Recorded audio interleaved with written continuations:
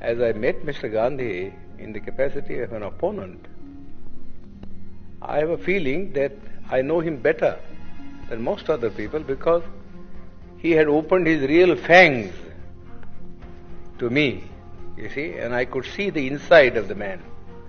You see,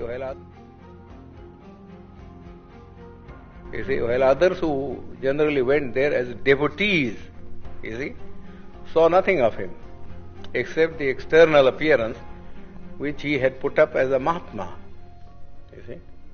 But I saw him in his human capacity, the bare man in him.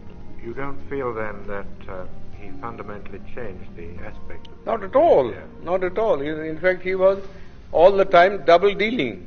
He conducted two papers, one in English, the Harijan, you see, and before that, Young India.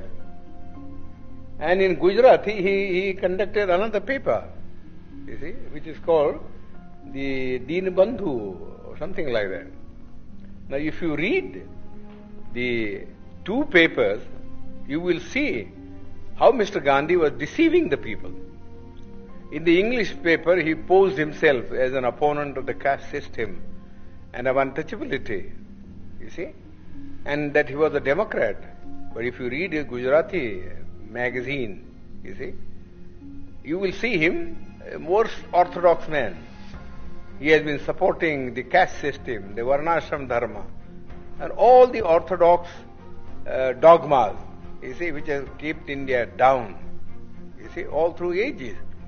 In fact, somebody ought to write Mr. Gandhi's biography by making a comparative study of the statements made by Mr. Gandhi in his Harijan and the statements made by Mr. Gandhi in this Gujarati paper. There are 7 volumes of it. You see? The people, the Western world only reads, you see, the English paper where Mr. Gandhi, in order to keep himself, you see, in the esteem of the Western people who believe in democracy, was advocating democratic ideals, you see. But you got to see also what he actually taught to the people in his vernacular paper. Nobody seems to have made any reference.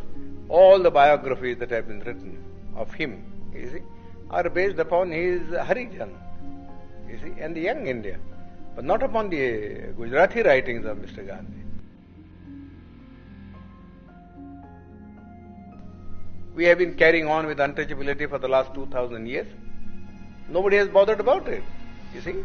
Nobody has bothered about it. Yes, there are some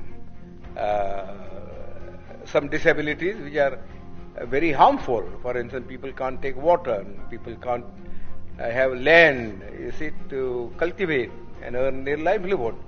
But the other things which are far more important, you see, namely that they should have the same status, you see, in the country, and that they should have the opportunity to hold high offices, so that not only their dignity will rise, but also they will get what I call strategic positions from which they could protect their own people. Mr. Gandhi was totally opposed.